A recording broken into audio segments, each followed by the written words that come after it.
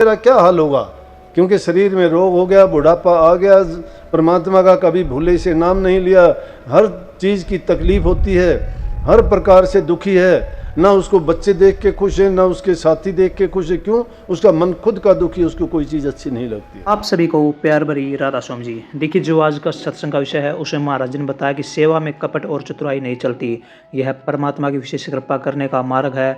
महाराज जी ने बताया कि सेवा वही श्रेष्ठ है जो निष्काम और निस्वार्थ की जाए। जो व्यक्ति अपनी सेवा निस्वार्थ करता है उसके सभी कार्य सतगुरु पूर्ण करते हैं। और साथ ही सतगुरु महाराज जी ने बताया कि जैसे बिना बीज के फसल नहीं होती, वैसे ही बिना सेवा के भक्ति संभव नहीं है। हमें समय रहते पर भक्ति कर लेनी चाहिए, कहीं ऐसा ना हो कि हम बुढ़ापे में किसी के लायक न रहे, ना भक्ति के, ना परिवार के, और हमारे जीवन में बहुत सारी कठिनाइयाँ आए। अगर उन कठिनाइयों से बचना है तो हमें भक्ति करनी चाहिए समय रहते हुए, और हमें भगवान की भक्ति के साथ साथ अपने संस्कारों को भी सुधारना चाहिए। और साथ ही सतगुरु महाराज जी ने बहुत प्यार भरी बातें सत्संग में बताई है। तो चलिए, आपका कीमती समय ले सत्संग को शुरू करते हैं। कृपया सत्संग को पूरा सुनकर पुण्य भागीदार अवश्य बनिए। राधा स्वामी। चाहे सत्संग जितने ज़्यादा मिलते हैं, सेवादारों को सेवा करने का मौका मिलता है। अलग अलग सत्संगियों से जब बात करते हो, मिलते हो, अपने आचार विचारों का आदान प्रदान होता है, अपनी बात उनको बताते हो, उनसे पूछते हो, नाम के बारे में चर्चा होती है, अभ्यास के बारे में भी बात करते होगे, सुमन के बारे में भी बात करते होगे। अगर इनके बारे में नहीं करते तो कम से कम अपने घर गृहस्थी की, समाज की, जो आज समाज की हालत है, वातावरण है, जो हालात गुजरते हैं, उनके बारे में कोई ना कोई तो बात होती है। और उन बात होने में भी ज़रूरी नहीं कि आपको सत्संग में ही वो शिक्षा मिले। कई बार आम बातचीत में भी हमें बहुत सी ऐसी लाभकारी बातें मिलती हैं कि जिन बातों को अपनाने से हमारा जीवन बदल जाता है। आज के ज़माने में तो मीडिया का इतना प्रचार प्रसार है, प्रिंट मीडिया का है, टीवी का, सोशल मीडिया का, अपने जीवन में इतना अहम रोल अदा करते हैं कि जो भी बात किसी को देखनी होती है, सुननी होती है, किसी से पूछने की ज़रूरत नहीं, फ़ोन उठाया उसमें देख लेते हैं। जो भी देखना चाहते हो सभी बात उसमें मिल जाती हैं। एक ज़माना था जो बातें ना टीवी होता था, ना अखबार होता था, ना पुस्तक होती थी, ना शिक्षा का प्रचार था, लेकिन फिर भी हमारे से ज़्यादा उनमें गुण थे, संस्कार थे, सच्चाई थी, ईमानदारी थी, विश्वास था, प्रेम था। आज वो चीज़ें नहीं रही। सत्संग को पूरा सुनिए। आज वो निश्चलता, निष्कपटता नहीं है किसी में भी। एक ही परिवार में रहते हैं, एक माँ बाप की संतान है, एक जैसा हमारे साथ वातावरण गुजरा है, फिर भी विचार भिन्न भिन्न हैं। लेकिन उन चीज़ों के साथ साथ सत्संग हमें इन सब चीज़ों के बारे में बताता है। हमारे व्यक्तिगत जीवन से लेके पारिवारिक जीवन, सामाजिक जीवन, जैसा भी समाज के हालात हैं, उन पर भी हर प्रकार से हम ज्ञान लेके और अपने जीवन को सही रास्ता दिखा सकते हैं। लेकिन जो सत्संग की बात को नहीं मानता है, मैं कहता हूँ सत्संग में आने का उसका फ़ायदा क्या है? आए या ना आए। वाणी तो बड़ी ऊंची और बड़ी पवित्र स्वामी जी महाराज की है, जिन्होंने राधा स्वामी मत को प्रकट किया। और आज देश विदेश में, कहाँ आगरा में इसका जन्म हुआ था, 200 साल हुए हैं स्वामी जी महाराज को, और उसके 1861 में ही आम सत्संग जारी हुआ था। कितने इतने सालों में ही पूरी दुनिया में सत्संग फैल गया। राधा स्वामी नाम क्यों फैल गया? और उन्हीं की वाणी है ये। वो कहते हैं, कितनी कमाल की बात कही है कि सतगुरु खोजो है प्यारी, जगत में दुर्लभ रतन यही। सतगुरु खोजो। सतगुरु की खोज करनी जीव के बस की बात कहाँ है? क्या कसौटी है जीव के पास कि वो ये पहचान कर ले सतगुरु है या नहीं है? आज तो जहाँ कहीं देखोगे गुरुओं की कमी नहीं है, गुरु बनने के उनके तरीके और उनका अगर इतिहास देखा जाए तो आपको पता लगेगा कि गुरु क्या, वो तो सेवक कहलाने के लायक भी नहीं है। लेकिन उन गुरुओं की पहचान कहाँ से शुरू होती थी? सेवकों से गुरु बनते हैं। जिसने सेवकाई की है, जो गुरु के पास रहा है, जिस गुरु ने जिसको अपनी ताकत दी है, गुरु ने अपने उसको नाम का अभ्यास करवा के सब तौर तरीके समझा के और उस मंजिल तक जाने का रास्ता तय करवाया है, वही गुरु कहलाने के हकदार है, वो सतगुरु है। गुरु तो हर कोई बनना चाहता है, सेवक कोई बनना नहीं चाहता है। लेकिन जब तक कोई सेवक नहीं बनता है, गुरु कहाँ से बन जाएगा? किसी भी चीज़ को हासिल करने के लिए नीचे के दर्जे से ही उसको शुरुआत करनी पड़ती है। कोई भी चीज़ ये नहीं कि हम ऊंचे से ऊंचे पद को तो प्राप्त करना चाहते हैं, लेकिन उसके लिए मेहनत कुछ करते नहीं और ना ही उसके लिए कुछ प्रयास करते हैं, और जिन चीज़ों की ज़रूरत है वो भी हम में नहीं है। लेकिन सतगुरु जिसको पूरा मिल जाता है, तो कहा है कि जिनको सतगुरु मिल गया उनका लेखा निमड़िया। इसलिए पूरे सतगुरु की बात कही है कि सतगुरु की खोज कर लो। अगर आपको सतगुरु पूरा मिल गया है तो वो आपको नाम का भेद भी मुकम्मल देगा। पूरा आपको इस रचना का भेद समझा के कि हमारी जीव आत्मा कहाँ से आई थी, किन किन दर्जों से होके इस काल और माया के देश में आई, इसको वापस इसकी जिस देश से आई थी उसमें कैसे वापस भेजें। क्योंकि वहाँ से बिछोड़ने के बाद जब ये यहाँ आई है तो ये बहुत पछताती है। उस पछतावे का हमें पता नहीं लगता। अब वो पछतावा नहीं है, ये माया की खूबी है। उस पछतावे का पता इसलिए नहीं लगता।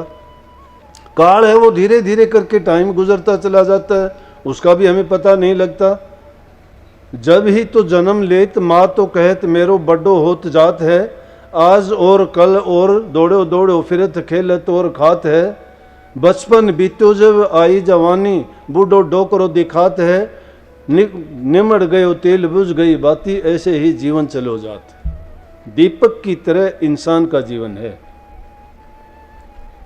दीपक में तेल होता है, दीपक होता है, जलता है। बच्चा पैदा होता है, माँ खुश होती है कि मेरा आज 2 साल का हो गया, मेरा 5 साल का हो गया, आज इसका ये जन्मदिन मनाते हैं, आज वो जन्मदिन मनाते हैं। लेकिन ये ज्ञान नहीं है कि पछताना चाहिए कि जो कीमती मूल्य, जो वक्त था, काल जिसको कहते हैं वक्त है, वो कीमती टाइम एक एक पल पल करके गुजरता जाता है और उस पर खुशी मनाते हैं कि ये इतने वर्ष का हो गया, इसका ये जन्मदिन है, ये जन्मदिन है। उसके लिए मैं कहता हूँ पछतावा करना चाहिए कि जो पूंजी हम लेके आए थे, जो जीवन हम लेके इस संसार में आए हैं, और वो जीवन धीरे धीरे करके बीता जा रहा है, और जिस उद्देश्य के लिए हमें मनुष्य का चोला मिला था, वो काम अगर नहीं करते तो हमसे ज़्यादा मूर्ख और कौन होगा।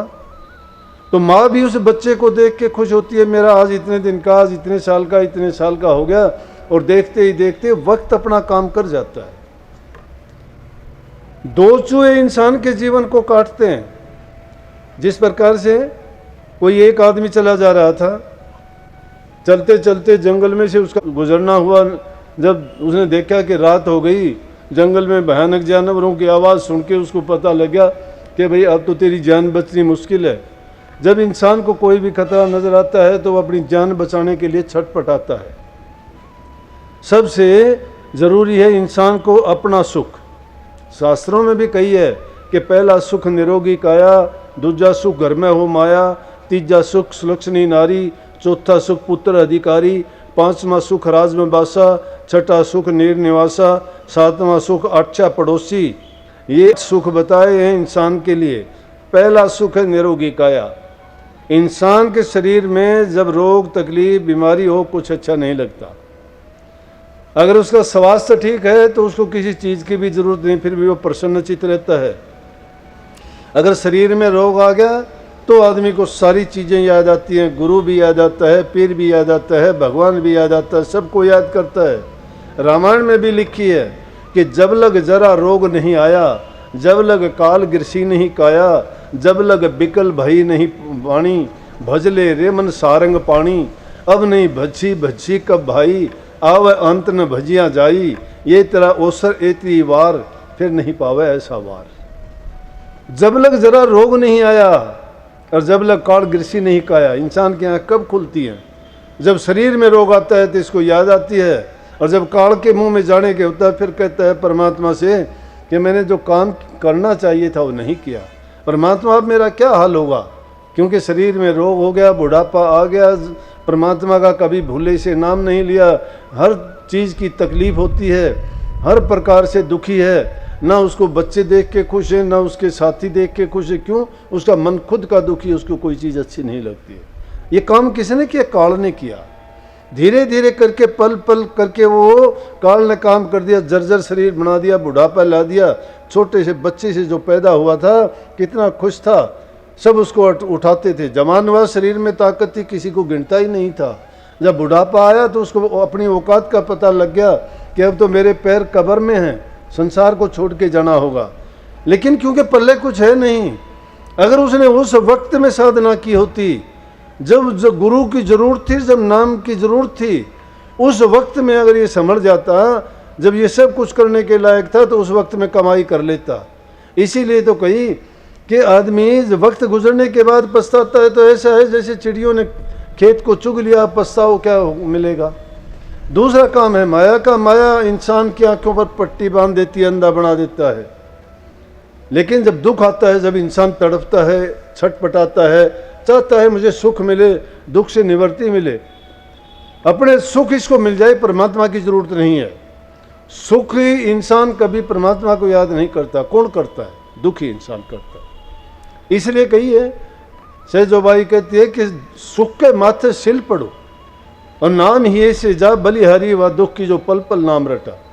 कि उस सुख के माथे पर तो पत्थर गिर जाने चाहिए। वो सुख कैसा है? जो परमात्मा से बेमुख करवाता है, जो परमात्मा की याद नहीं करने देता, उसे सुख की हमें ज़रूरत नहीं है। सुख में इंसान गाफिल हो जाता है।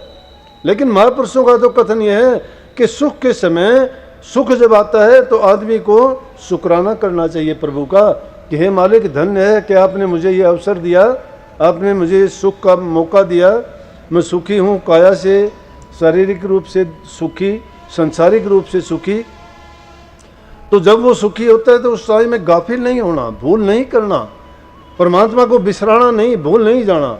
अपने गुरु को, अपने पीर को, अपने इष्ट को, परमात्मा को उस टाइम में याद करो कि बहुत बहुत शुक्र है तेरा कि मैं शरीर से ठीक हूँ, मैं आँखों से देखता हूँ, पैरों से चलता हूँ, हाथों से काम करता हूँ। ऐसे वक्त में जो हर प्रकार से अपने शरीर से संपन्न हैं, वो उन लोगों को देखो जो आँखों से अंधे हैं, पैरों से चल नहीं सकते, हाथों से काम नहीं कर सकते, शरीर उनका कई पागलों की तरह से घूमते, उनको खाने का पीने का कुछ भी पता नहीं है। तब उनकी तुलना करके देखो, अपना पता लग जाएगा कि हमारे ऊपर परमात्मा की कितनी रहमत है। जब इतनी रहमत हमें मिली हुई है फिर भी हम उसका शुक्राना नहीं करते तो हमसे ज़्यादा बुरा कौन हो सकता है। सूरदास जी ने गलत नहीं कही। सूरदास जी ने इसीलिए तो कही कि मौसम कौन कुटिल खल कामी, कि मेरे से बुरा इंसान कौन हो सकता है। जहीं तन दियो तहीं बिसरायो मैं ऐसो नमक हरामी, कि मेरे से बुरा हो कौन सकता है कि जिसने मुझे तन दिया और उसी को मैं भूल गया। मेरे से ज़्यादा बुरा कोई नहीं है। और क्या किया मैंने? भर भर उधर विषयों को धायो जैसे शुक्र ग्रामी, के पेट भर गया और पेट भरने के बाद विषय विकारों की ओर गया मैं। अच्छा काम कोई नहीं किया। ये काम तो सूर भी करता है, गांव के चारों तरफ घूमता है, भिष्टा खाता है, अपना पेट पाल लेता है, वो भी मस्त और खुश रहता है। फिर इंसान ने बुद्धि का, समझदारी का और इसको ज्ञान और विवेक दिया था, उसका क्या किया इसने? इसका ज्ञान, विवेक, बुद्धि सब धरी धराई रह गई। वो अगर ये प्रभु को याद करता, भक्ति करता, अपने जीवन को संवारता, मनुष्य चोला जिस काम के लिए मिला था उस उद्देश्य की पूर्ति करता तो धन्य हो जाता, ये जीवन बन जाता है। सत्संग को पूरा सुनने के लिए बहुत बहुत धन्यवाद। हम आशा करते हैं आपने सत्संग को बड़ा ही ध्यान से सुना होगा। तो जैसे पहली सत्संग जी आपने सत्संग में सुना, महाराज जी ने बताया कि सेवा हमेशा निस्वार्थ होती है।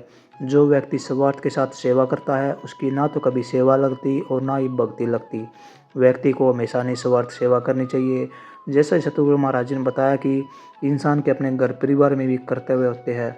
उसके अपने बच्चों को अच्छी संस्कार देने चाहिए, अच्छी शिक्षा देनी चाहिए और बड़ों का मान सम्मान करना चाहिए। और बड़ों को भी अपने छोटों का मान सम्मान करना चाहिए और उनको भी अच्छे संस्कार देकर उनके जीवन को सार्थक बनाना चाहिए। जैसा सतगुरु महाराज जी ने बताया कि समय रहते हुए भक्ति करने लेनी चाहिए, वरना बुढ़ापे में हम किसी के लायक नहीं रहते।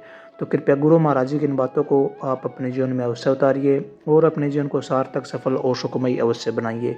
और साथ ही अगर आपको सत्संग अच्छा लगा तो कमेंट बॉक्स में राधा स्वामी लिखकर पुण्य भागीदार अवश्य बनिए। मिलते हैं जल्दी एक नए और बहुत ही प्यारे प्रवचनों के साथ। तब तक के लिए आप हमें दीजिए राधा स्वामी।